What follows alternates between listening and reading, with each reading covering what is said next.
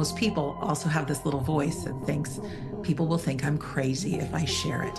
I hold out this recorder and I said, if this is real and you guys are alive and I'm meant to help people believe in the afterlife, I said, I need you to talk really loud into this thing. And it got to about 45 seconds into me recording the raindrops. And I heard something. It said, "Good night, Sandra," in a woman's voice.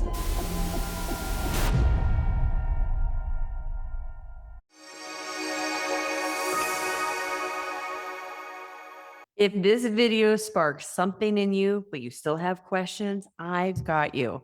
Join me live on Wake Up Wednesdays, 5 p.m. Pacific, 6 p.m. Mountain, 7 p.m. Central, and 8 p.m. Eastern.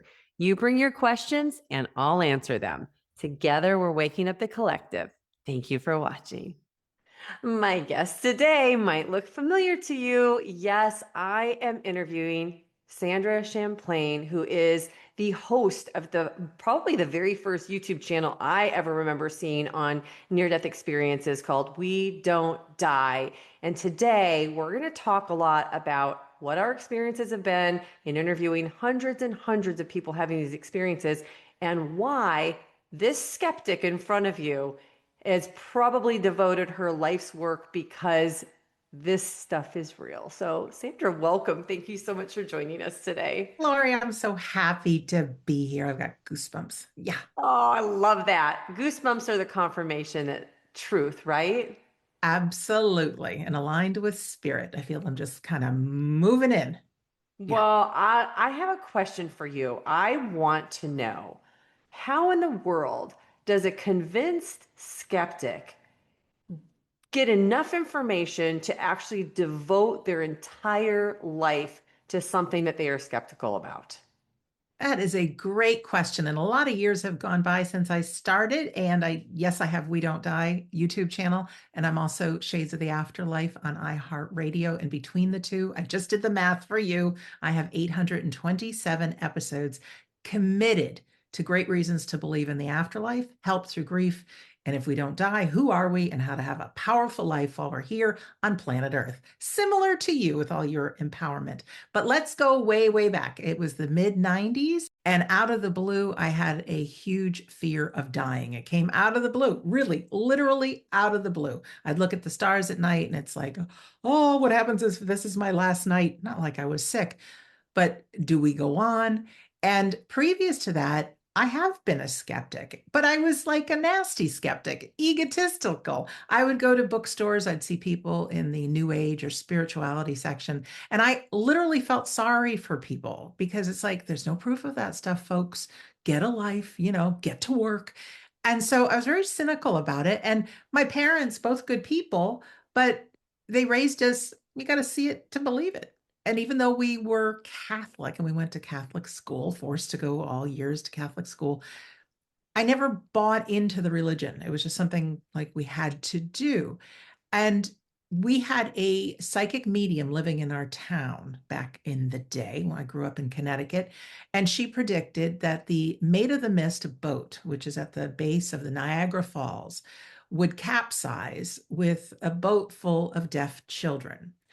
And I remember that was in the news that she predicted it. Well, it didn't happen.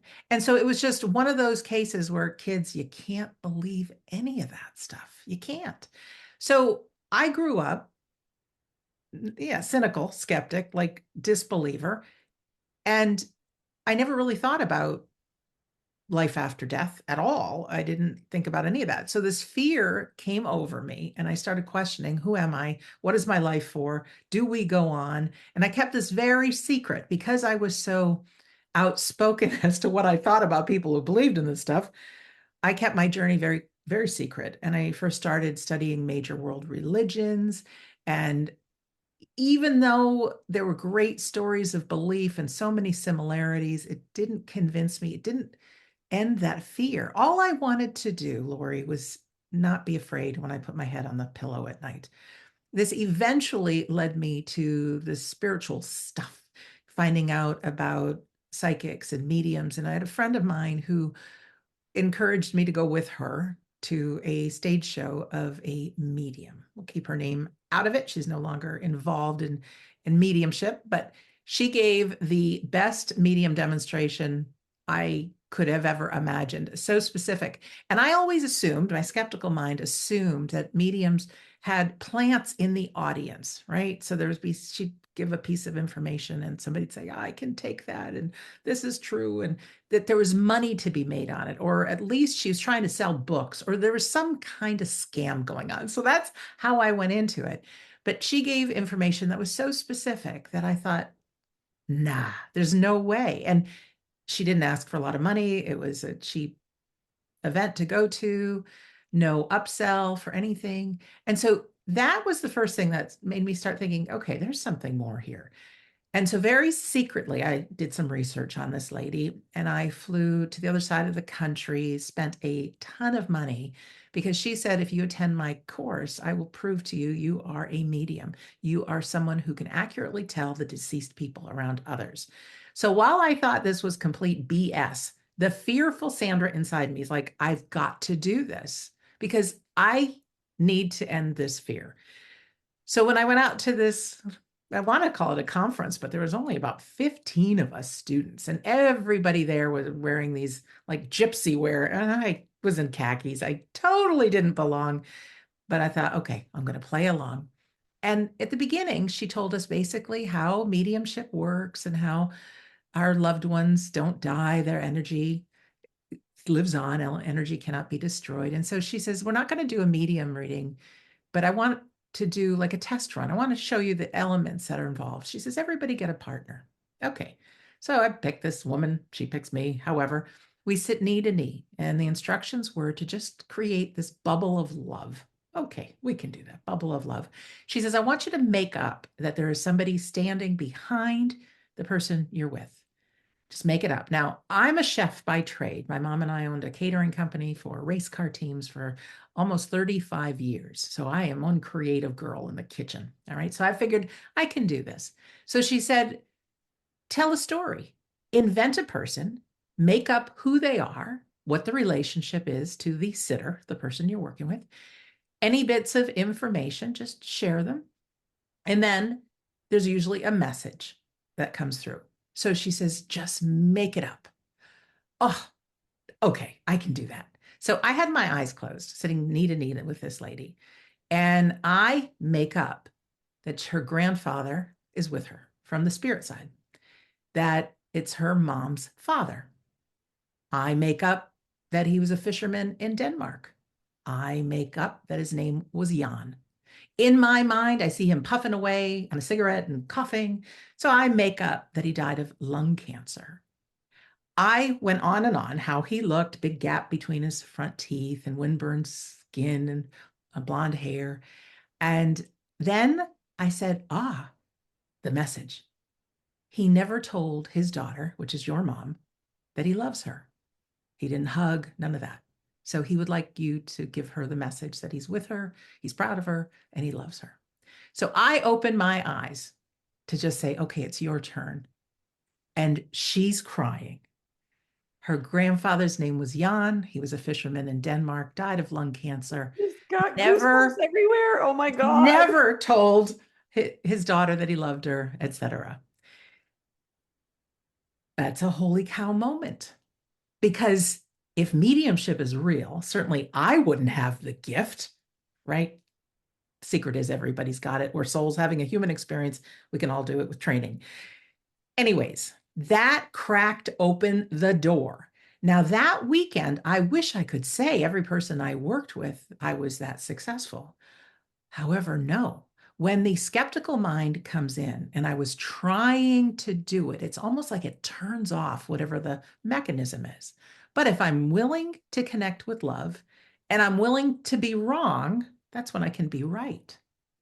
So although I never went on to get the training to become a professional medium, and every so often I've stepped into it. I've got some friends who are great tutors. In fact, we just produced a movie about them. We'll talk about that a little later. But anyways, we can all do this, but I never went on to do it. But it was the first thing that made me go, this stuff is real.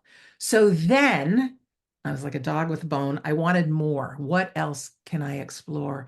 And so for the whole realm of afterlife stuff I started to explore and read about and be really interested about. And I secretly said, why doesn't this medium stuff work all the time? So I went to a Barnes and Noble bookstore, and there on the shelf, there was a bright orange book called The Idiot's Guide to Communicating with Spirits. And I'm like, that's for me, written by a Reverend Rita Berkowitz. Now, I also didn't know, besides mediums, there are what's called spirit artists. These are mediums who can give you a reading, and while they're doing it, they're drawing a picture of your loved one. They're rare, but they do exist. So, all through Reverend Rita's book, not only were steps to connect with spirit, but also pictures she drew and actual pictures of people as they lived. And they were the same people. So I'm like, oh, how do I find out more about this? Well, when I turned to the back of the book, Reverend Rita and her spiritualist church was about 45 minutes from where I lived. Another holy cow moment. So I went on to visit Reverend Rita and meet her. And at that time, people in my life were healthy and alive. And I went to a couple of the services. Now, you may know that every Sunday since 2020, I do a free online service called the Sunday Gathering. It's based loosely on a spiritualist service. So there's prayers, there's a reading, there's an address, there's great music. But at the end, there's a medium demonstration. So at Reverend Rita's Spiritualist Church, there was a medium demonstration. And they were great. The ministers are mediums and they'd work the room. And this is all free and just to prove that love never dies, that our loved ones are part of our life. So the next time I went back to her church, the ministers that were there were not going to do readings. Instead, they were going to talk about what they're passionate about, and that is EVP, electronic voice phenomena, recording the sound of, you can call it white noise, even though that was a scary movie, or water running, or raindrops, or something, and having voices appear. So I thought, oh, this is interesting, because the Sandra that got a little taste of mediumship and knew this was real was like, really, I wanted to tell people about it. But then I was afraid people would say, well, who do you see around me? And I would get it wrong. So I wanted something I could do to not convince people, but something audible, tangible, something else besides it just having to come from my own mind. So when I heard about these EVPs, I thought, okay. So the husband and wife team in that church, they said, we both have deceased children from previous relationships. And they learned about this electronic voice phenomena. They said they put a tape recorder in their bedroom and left a fan running, and they left for 20 minutes and came back in and played it. They said, oh, we'd like to play what we recorded. No kidding. It said, Mom, Dad, don't be scared. We're still here with you. And little giggles. And you could hear it. Like you could hear it. It sounded a little computery or mechanical, but you could hear it. And so that's the moment I said, okay, this is my access. So there's a book called There Is No Death and There Are No Dead by Tom and Lisa Butler, who were actually working with, I can't remember which, if it was Paramount Studios or which studio it was that made the horror movie White Noise, but they ended up training them about how white noise and EVP work. The truth is, funny messages come through, loving messages come through, no horror. But of course, they took their work and they made it into a horror film, which on one hand, well, there was no integrity in that. But on the other hand, it made a lot of people interested in EVP. So I had a weekend free, my full-time job. My mom and I ran this catering business with cooking for race car teams. I had like a stressed out summer on the road the whole time. I just needed a break. And I had bought the book about EVP. And to be honest, I was a little too chicken to try it because I don't know if you ever played albums backwards when you were kids, to bring in weird noises, but I thought this might be the devil's work, right? Like I didn't know if I should be playing around with it. But I had one weekend free and it was around Halloween. And I remember there was a retreat center called the Rhinebeck or the Omega Center in Rhinebeck, New York. And I said, they have nature walks, massages. There's always some kind of a spiritual class or artwork. I'm going to look to see that one weekend. Well, for that one weekend, who was there? Tom and Lisa Butler teaching electronic voice phenomena. They had never been there before, and they've never been there since. There were 5 people in the class. That's it. Me and people that lost people that were very, very close to them. And at that point, I hadn't lost anyone close to me, but gosh, I really wanted to sink my teeth into this if this could work. So we all brought digital tape recorders and they taught us how it works, that we record sounds. And of course, our loved ones have to be in on it from the other side. So we're not just picking up random conversations. They have to use their energy and manipulate the sound that gets recorded on the recorder. So once it's in there, they can play with it, turn it into words, and we can hear it. So we heard so many examples. And the Saturday night, the second night we were there, I went back to the cabin I was in. It was pouring rain outside, just pouring. And I had a twin bed. There's a little heater on. And I thought, I'm going to try this. So I just imagined an aunt and uncle that were deceased and a set of grandparents who died long, long, long ago. And I hold out this recorder, Lori, and I said, if this is real and you guys are alive, and I'm meant to help people believe in the afterlife, I said, I need you to talk really loud into this thing, and then I'll say good night. So I let it record just 1 minute, doing the process beforehand of creating a safe space and feeling love in the room and all that. And so I didn't have a computer to upload it to or loop the sound back and forth, but I just had headphones. So I listened to it and it got to about 45 seconds into me recording the raindrops. And I heard something. I'm like, so I stopped and rewound it. It said, good night, Sandra, in a woman's voice. Two men go, good night, good night. And then a final, good night. So that was another holy cow moment. We're keeping it PG rated here. And I want to say it was exciting, but it scared the heck out of me because all of a sudden I'm thinking, do we have no privacy? Are people always around us?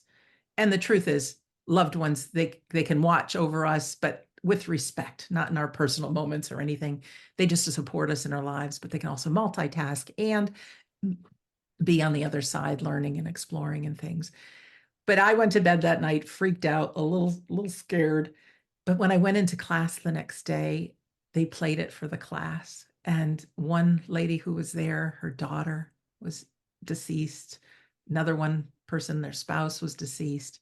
And by hearing my recording, it transformed their life like they got it. So I went on to practicing this and then I put it on loudspeaker. I started telling people, well, most people thought I was nuts, but then they said, could we do a recording? Sure, we can. Because that now was my proof. And most of the messages that come through, I have to tell you, and just like if you're on the other side and you have one chance to tell somebody something, it usually is an I love you. But there's also other things that come through that like I couldn't know. And some things I heard they didn't hear. And I was telling people accurate information. So that really got me started. Now, remember, I'm the skeptic. I'm afraid what people are going to think about me. I very conveniently got so busy into work again that my fear was rested and I didn't keep sharing about it. I kind of got a little quiet about it and got back into life. But the amount of people that I would meet that had suffered a loss, that inside part of me was like, I really should tell people about this, but I'm not smart enough. I don't know how to write a book, but I had been taking notes and keeping notes of everything. And it just so happened that one day I thought this weight that is upon me of having this knowing and the shame for not sharing it, I thought I need to figure out how to get this out in the world. And so I took a weekend course about publishing a book. And I still remember the moment I stepped on the elevator to go to the conference room. Everything within my being was saying, you're not good enough.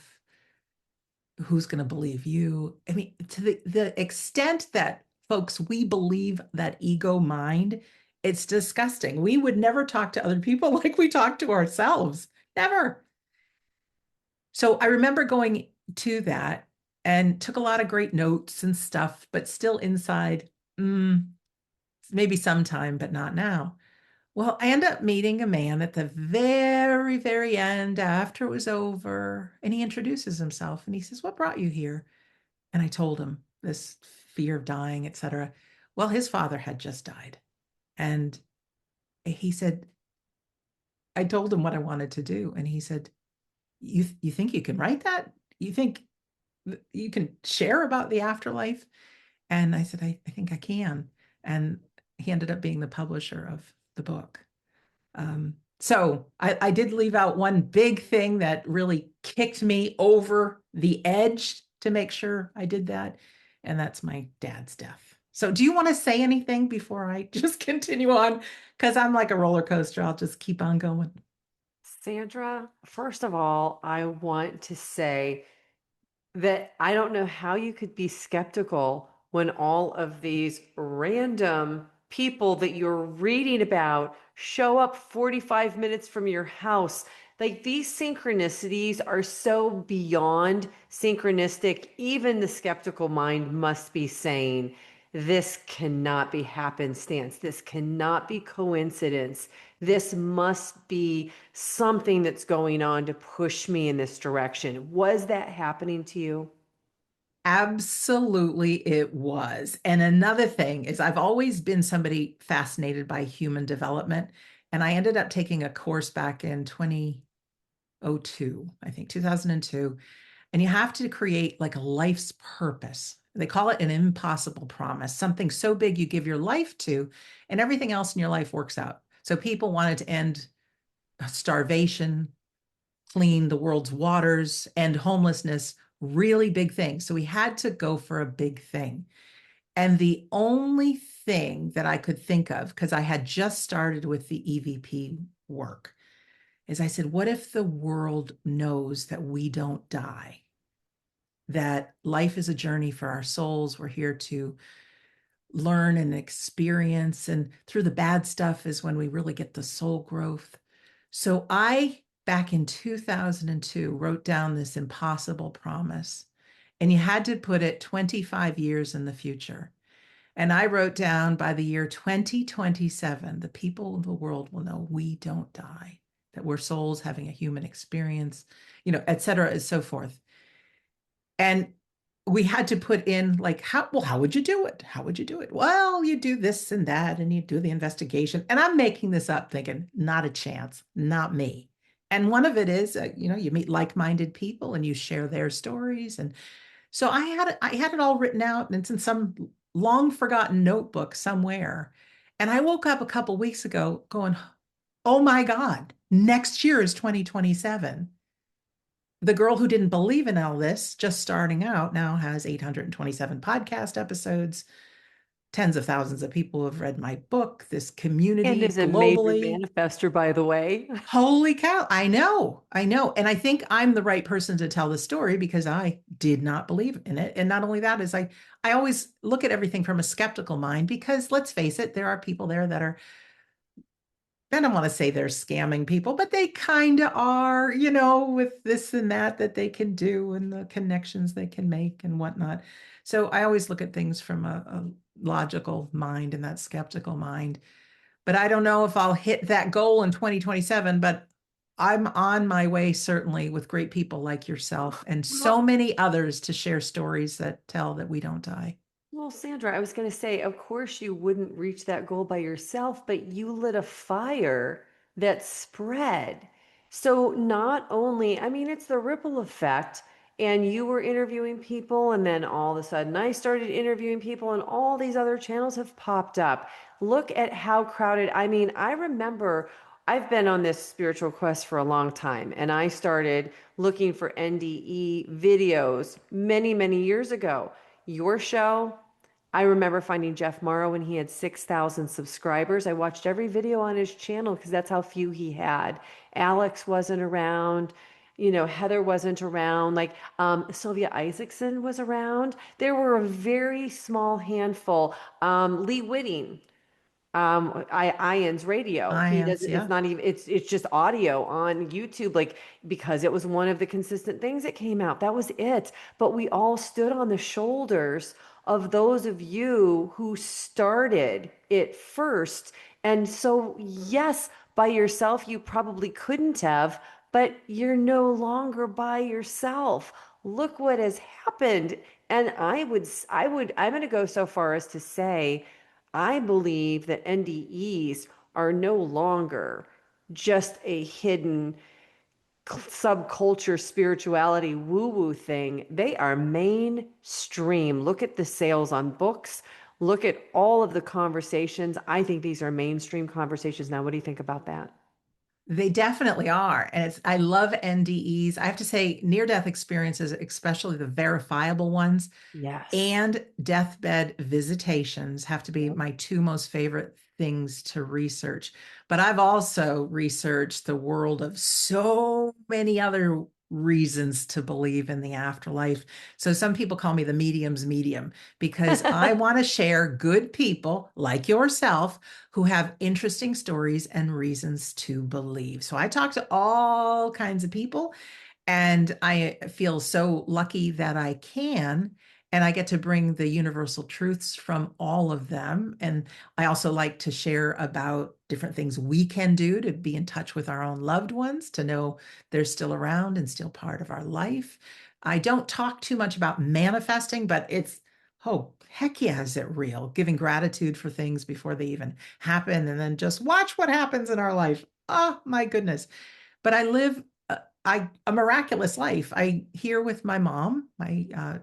She turns 84 tomorrow, so happy birthday, Oh, Marion. happy birthday. Yeah, so I'm here with her. My life is different. We no longer travel, and that's okay. I'm loving life, and I'm loving the difference I can make from the recordings. But if I can tell you a little bit about my dad and his passing, and what had me really be as outspoken as I am about Yes, yes, this. please. And I want to say before you start that story, the reason I love that you're sharing these very specific things, when you say something about a synchronicity, something that happened, especially if it felt evidential to you, I always say, your synchronicities confirm mine. Mine confirm yours, because for those of you who are watching, when you have these things happen, you can probably count on less than one hand the people that you can share it with without feeling like you're crazy, you're the odd person, this isn't real, oh, people are think that she's making it up.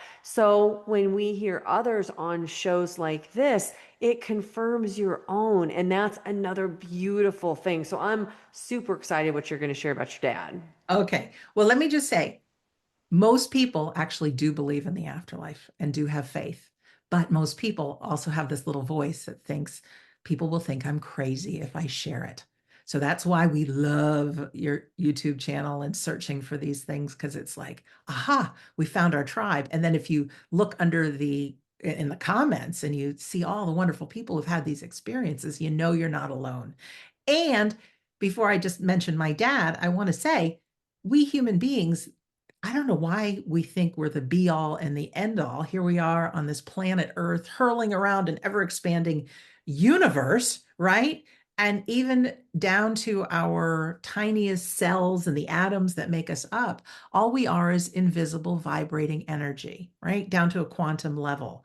And then we're living happily in this time where we can connect and get all the information that's out there on a cell phone, which invisibly doesn't even have to be connected, goes up to a satellite somewhere. So we are living in a miraculous world. So it is 100% possible, like our cell phones can connect, that we can connect. I've done remote viewing, ESP techniques, all kinds of holy cow moments that prove this is right. So let's dive. Not even to discount the telepathy tapes, which I have called the 4 minute mile of consciousness. Yes, very good. Very good. When other people prove it's possible, then everybody Everybody can can prove it's do it. possible. Exactly. Yeah. It's going to happen. So my dad, John Champlain, fantastic guy. Back in 2010, I was catering for a race down at Daytona Speedway. Got the call, dad's in the hospital. They're going to give him last rites. Like, oh my God, what's going on? He had fallen and broke apart part of his spine. Well, in that, they also found that there was cancer in him. They couldn't see where, they could just see it in the blood tests, etc. Dad did not die at that point, but they put this turtle shell harness around him and he was on pain medications up until his passing. Now, my dad was somebody who bicycled across the United States 3 times. He had cancer 30 years previously, and he did mind over matter practices working with Dr. Bernie Siegel. It did many, many things and really felt like how powerful we humans are, that we can heal ourselves. So he just wanted to give back, and dad worked with cancer and AIDS patients, and he rode his bicycle like a madman, like 25 miles a day. So this is the dad that this happened to. Well, in the course of when that happened in January to his passing in May, it was a tough, tough time. I was the only single kid. My siblings were married. In between cooking for the races, I could be wherever I wanted. So I relocated with dad. My parents were divorced. Dad had a lady friend he was living with, longtime girlfriend. And I was there for him, every doctor's appointment, everything. And I had a new relationship with my dad. We grow apart, as often happens, but I got so close to my dad. I truly did. Dad ended up, while I was away at one of the races, my siblings flew him from where he lived in his home to where they lived in Connecticut, from Florida to Connecticut. And I went crazy because I said, Dad doesn't want to move. His whole community is there. They said, oh, yeah, Dad wants to move. And that started this massive fight between my siblings and I. I'm like, how could you do this from Dad? You're taking him away from his girlfriend and his whole community and all that. And Dad's calling me, Sandra, I don't want to go. They're making me go. It was really awful. So this wedge started between my siblings and I, and they ended up moving him to Connecticut. He ended up passing in Danbury Hospital. Great care that he got there. So I relocated and got myself a hotel room, and I was there with him all the time. Well, for whatever reason, my siblings thought I was manipulating Dad. I wanted his money after he died, like this whole world that you hear about. And I'm like, my siblings are cool. Like, why are 3 of them ganging up against me? Right? Why? I mean, it got really awful. It got really nasty. And my dad ended up passing away. And not only did Dad pass, but the relationship with my siblings was severed. Things got that bad. And I would love to tell people that it's all healed and wonderful now. And it's not. It really isn't. There's a little bit of communication, but not much. But all that is actually a good thing. As much as it's easy to make people wrong, it made me investigate grief and what the heck happens that turns good people into monsters.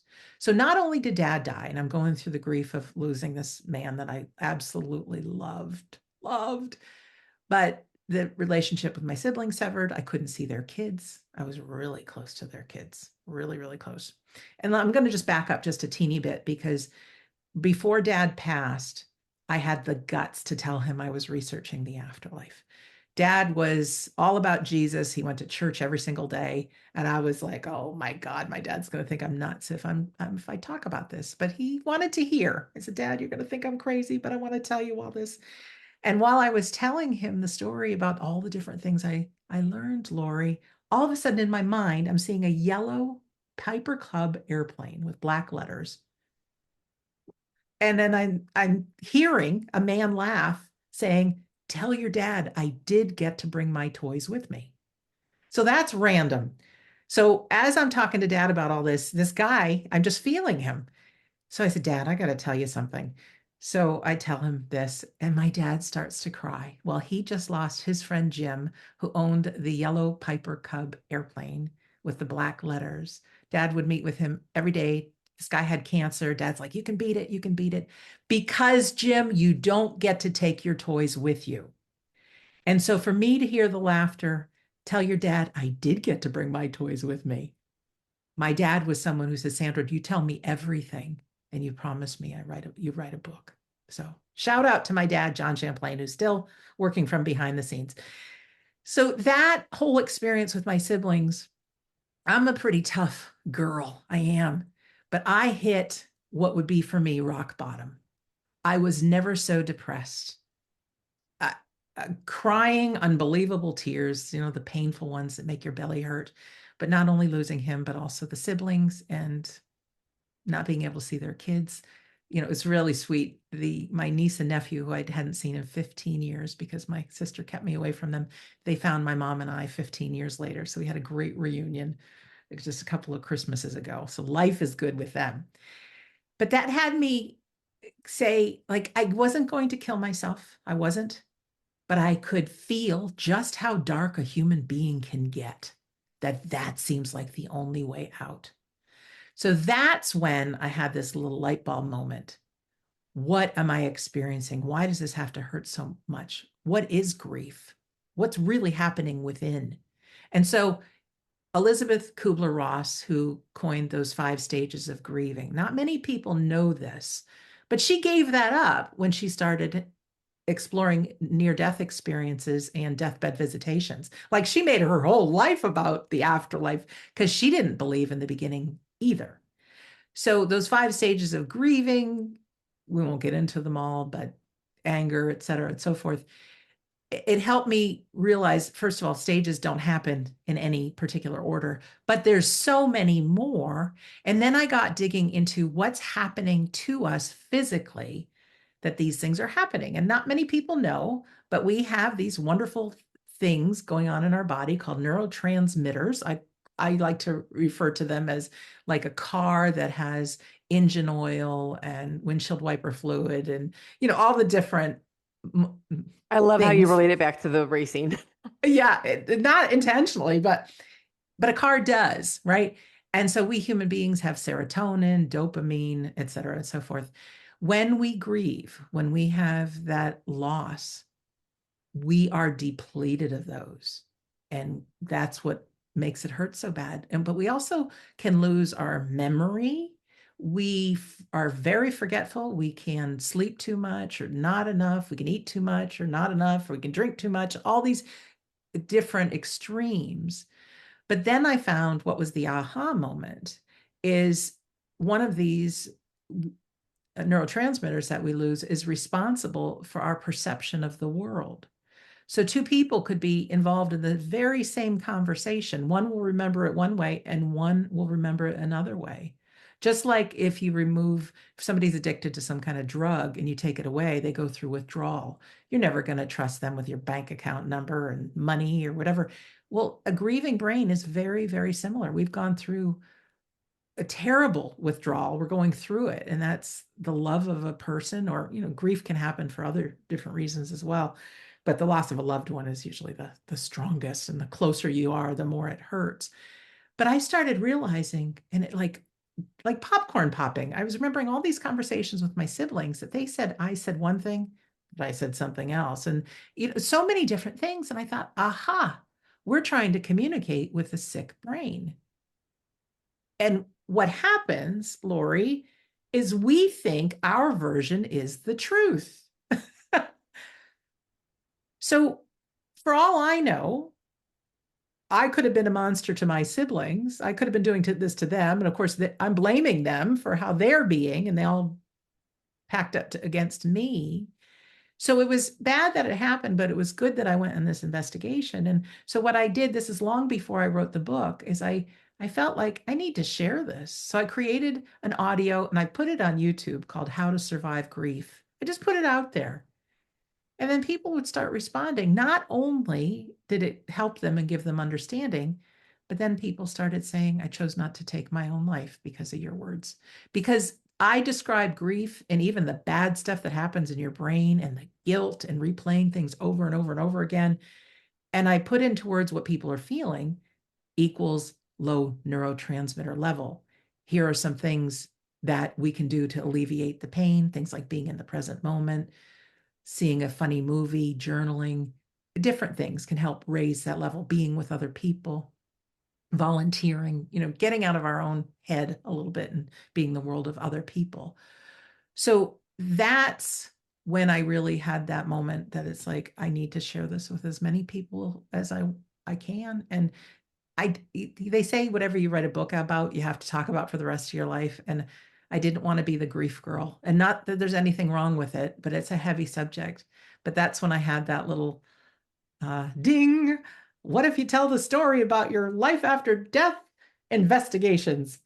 And then that's how We Don't Die came about. Chapter 10 is that grief audio on steroids. There is so much more. And for all of your viewers and listeners, if you want a free PDF copy of my book, just to just to read chapter 10, you can have it at the bottom of the page at wedon'tdie.com. That's my website. Enter your name and your email address. I promise I don't send you spam, but you'll get a copy of that in PDF. And if you're grieving, read chapter 10. It'll give you a lot of understanding. Yeah. This is so generous. It's so funny. This is interesting. You're the second person today who I talked to who is giving something pretty substantial away for free. And I love how beautiful that is. And I also want to add, because you and I have also interviewed so many people who have had near-death experiences, I want to add on to that grief part with the loss of somebody. One of the most powerful things I believe from these NDE encounters are when somebody experiences a life review, because they relive their life from their vantage point in all of the nuances, and then they become the other person. And what that does, I think, for the people who are left behind, who have not had a near-death experience but have experienced a significant loss and are in grief, I think a lot of times we're in grief not just because we lost the person, but because we beat ourselves up with the, I should have done this, I could have done this, I would have done this, I would do this differently. And it's over, and they ruminate over those feelings of they could have done something to prevent somebody's death, especially if it's connected to suicide or illness. And I think that these conversations, these experiences release people from the guilt of what they now understand was meant to be, that you couldn't have changed it, that because somebody died, nobody dies before their time. If it's their time, they go. If it's not, they have a near-death experience. So I would love for you, because you've had so many of these people you've talked to, will you share with everybody some of the NDEs that really touched you? I mean, they're all valuable in their own way, but there are some that always stand out more for us than others for whatever reason, because of the biases and what we bring in. But I would love to hear your top, wow, this wowed me, this changed me, this did something significant to me. Yeah, I don't remember the people's names and all this, that kind of thing, but I remember like the What, you can't remember 800 people's transformation. names? Just Heck kidding. no. Even people have said, "Oh, remember you interviewed me?" I I'm know, like, I'm the same. I'm getting to be the I same just way had for my you. birthday this past Wednesday. I turned 60. And Happy I feel, thank birthday. you, but I feel like I'm having these senior moments now, right? I'm like, that's okay. No, My it's trips memory's around the being sun. I will used not accept that. for other things. No, I couldn't be happier in my life. It's just a number. It's just a number. The things with near-death experiences, they're almost all beautiful. And even the people that I've spoken to that have had negative ones, it seems it gets tied in with their belief system. Not only Mhm. that, people who have near-death experiences during comas, when they're kind of artificially made, a lot of negativity can come in there. But they always seem to see a pinprick of light, and then the light grows, and then there's love and their loved ones and things like that. With near-death experiences, I do believe that we're not fully crossed over. So there's so much more. And we take with us a lot of our beliefs that we have. So I grew up Catholic, so I'd probably see Jesus, right? But people from other cultures see what's familiar to them.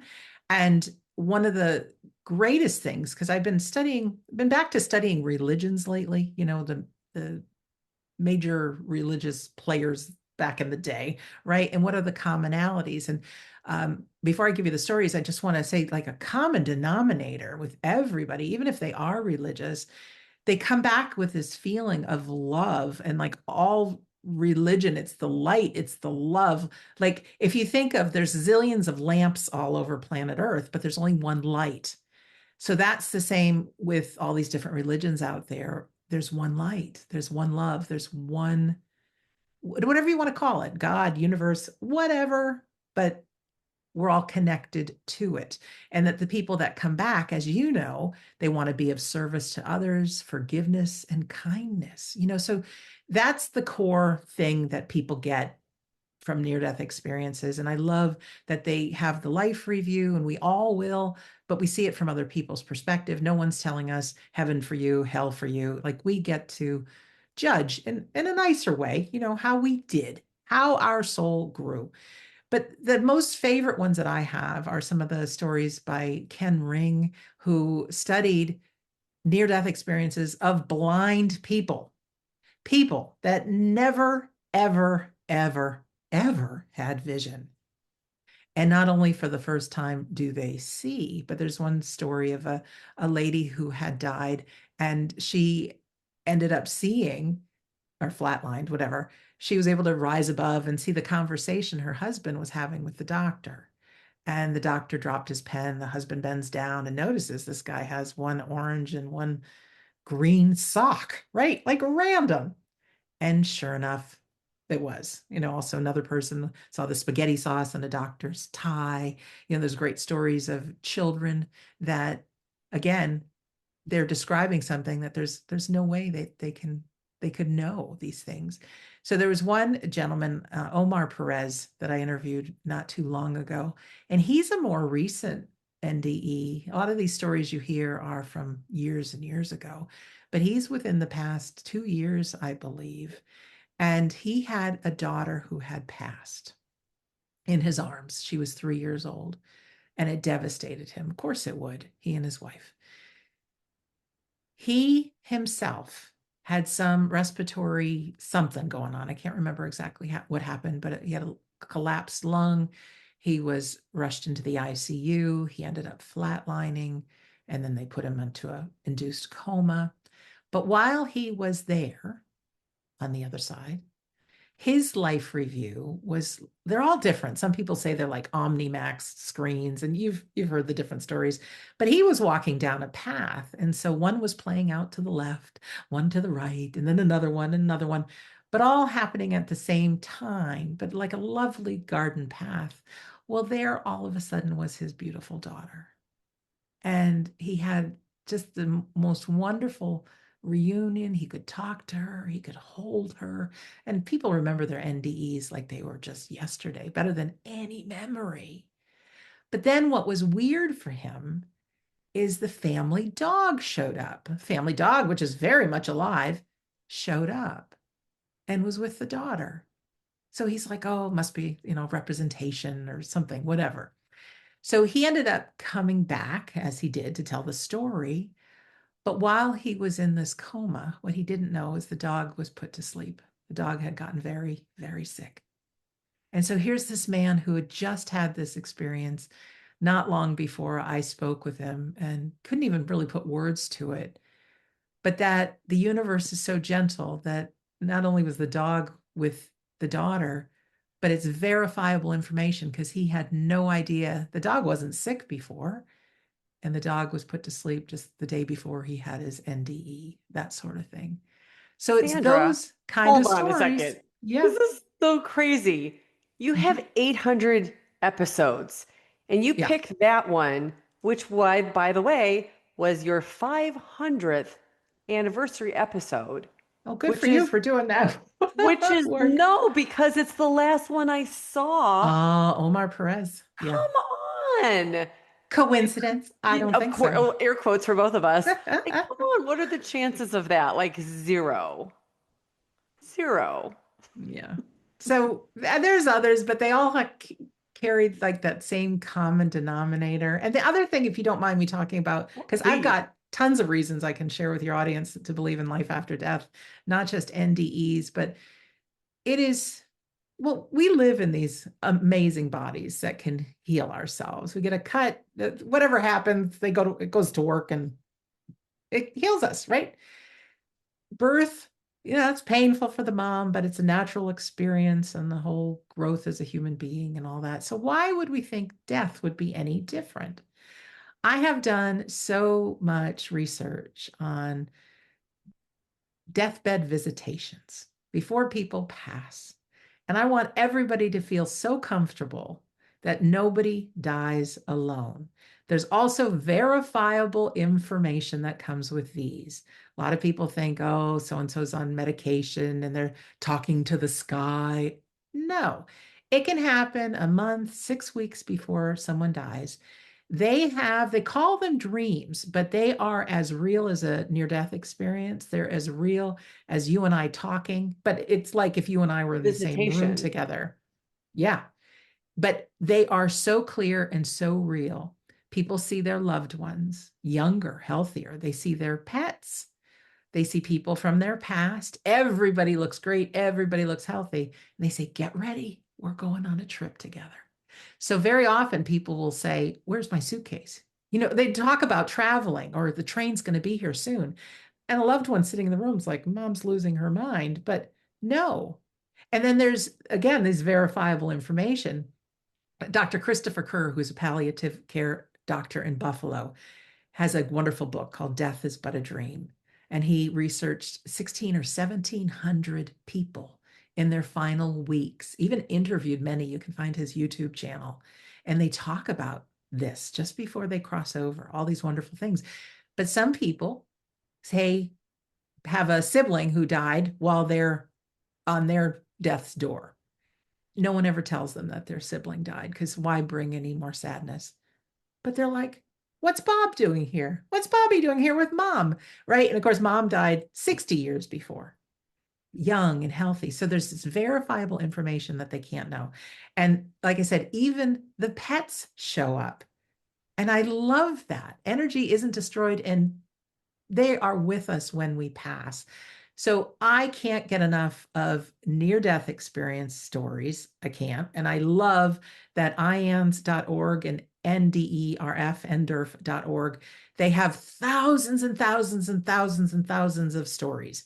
So people can, and these aren't people that will ever have a book. These are just real people who have had an experience and they want to share it. So there's a lot of great free information for people that want to research this. But also hospice doctors, hospice nurses, they are part of this. I'm not interested in dying and certainly not anytime soon. And I don't want to go through pain. I really don't. I just want to wake up and I'm on the other side. But it's a natural progression of just getting tired and starting to see our loved ones. And even if they don't say it to you, there's so many stories that people are looking up and they're reaching out and they're laughing and they're talking and they're going on a trip. And I love it. So we have friends and family and guides that are cheering us on in life, but we are never alone when we pass. So a lot of my episodes of Shades of the Afterlife talk about this as well. My We Don't Die YouTube channel are strictly one-on-one interviews with great people. They're just great. And then my Shades of the Afterlife, I'm a reporter on the afterlife. So I can talk about all kinds of different things. And yes, I do use clips from my guests of really good stories. In fact, I just spoke to a woman named Jessica McKay, who gave me four steps to communicating with your loved one in the afterlife. And that's another holy cow one. And I'm happy to share it with your audience. I'll give her the credit. But when you're ready, there are ways that we can actively be in communication with our loved ones. And I have several of them. But when I heard hers so succinct, I'm like, everybody needs to know this. Everybody. Because we go through grief and we want to know our loved ones are part of our life. Of course. So part of my journey was losing my great love, Mark, who was my greatest spiritual teacher, who sent me so many signs that at the 2-year anniversary of his death, I filled an entire notebook with signs, things that happened in conjunction with more than one thing at the same time that were so beyond coincidence. It absolutely propelled me into a new searching of spirituality after he died. And then he came to me in a dream and told me he was most proud of our story. And a book began to write itself. And so I wrote a book called Love Never Dies.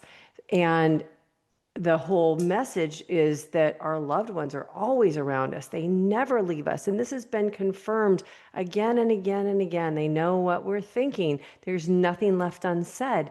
There's nothing, there's no thought that you had that they did not experience. And since we know about life reviews, they experienced every moment with you in their life review, and then they became you.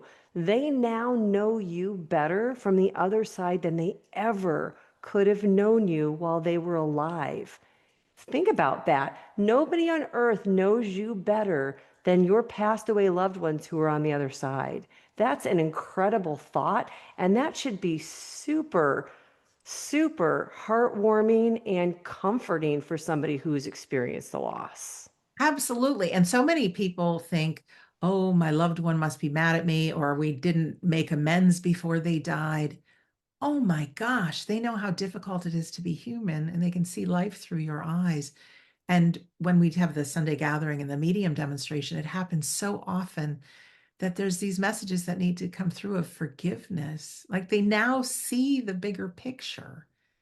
So we humans, oh, it's such a tough time living in our minds, isn't it? And the stories we tell ourselves. And meanwhile, we are these immortal souls having a human experience. We can still connect. And I do believe, like from the near death experiences, we're here to learn and we're here to have new experiences. And we get most of our life's lessons from the toughest stuff that happens to us.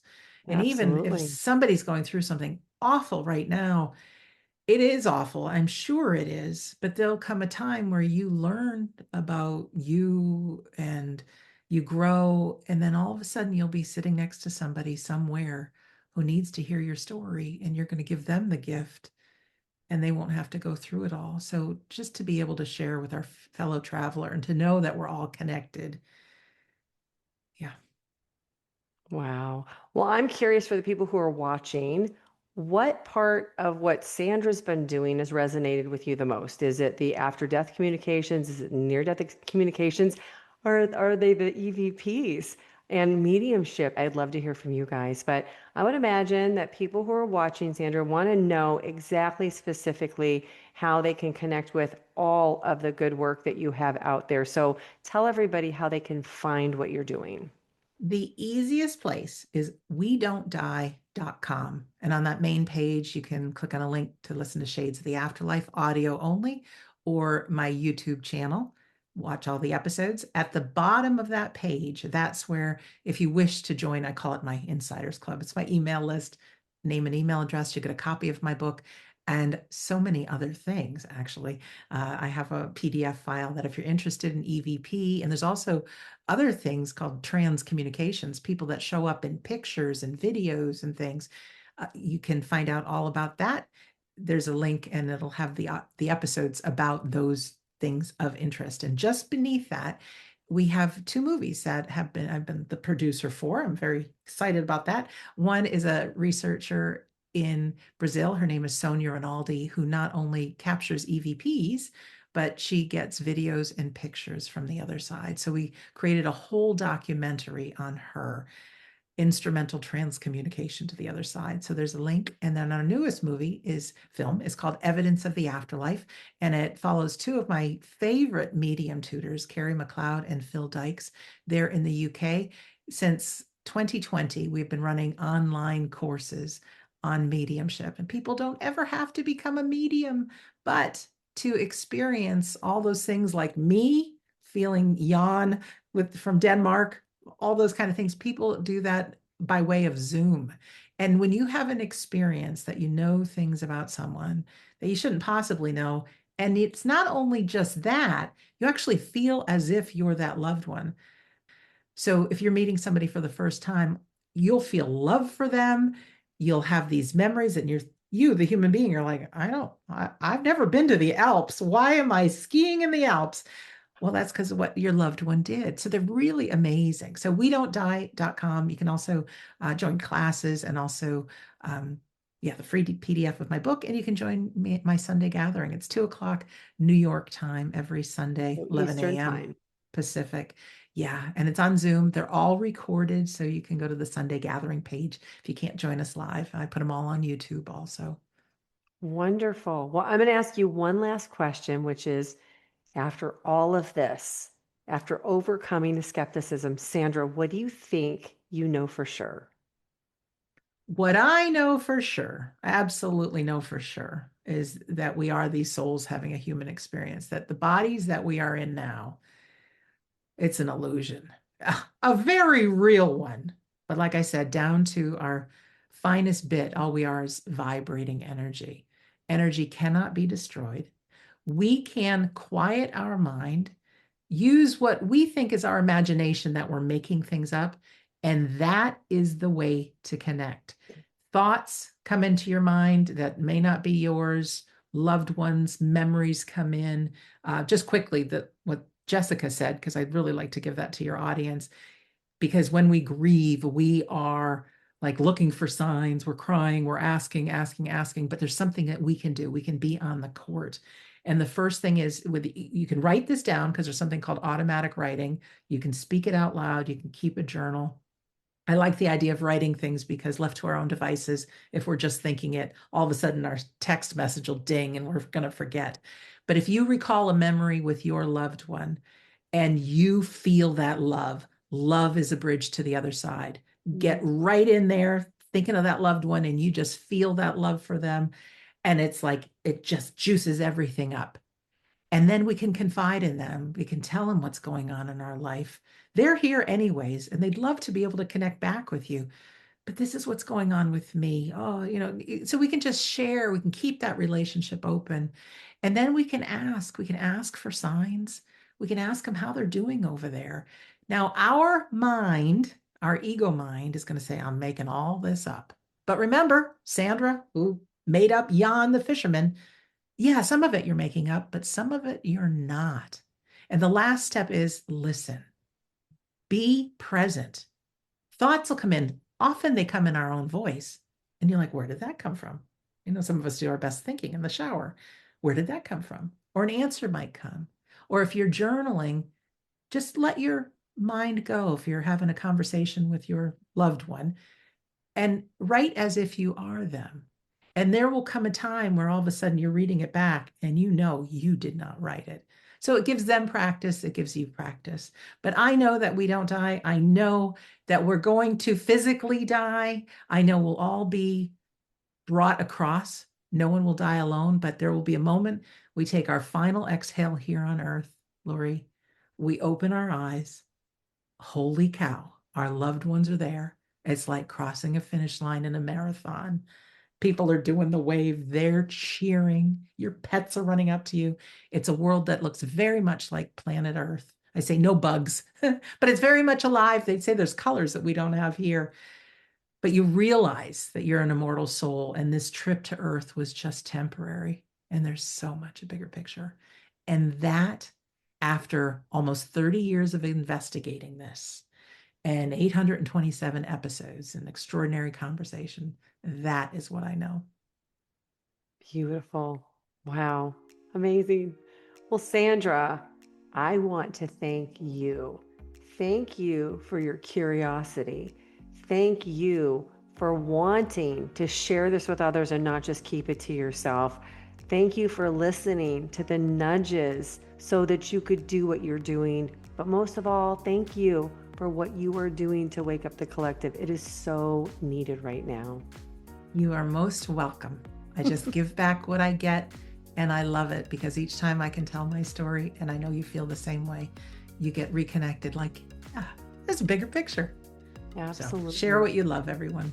That's so good. Well, of course, this show is absolutely nothing without all of you who tune in to watch, to listen, and to share these beautiful experiences with somebody who needs it. And if you still have questions, you can join me for Wake Up Wednesdays live at 5 p.m. Pacific, 6 p.m. Mountain, 7 p.m. Central, and 8 p.m. Eastern. Thank you, everybody, for watching. Do you believe that love never dies and you want to hear stories that prove it? Well, hit the subscribe button. You belong here.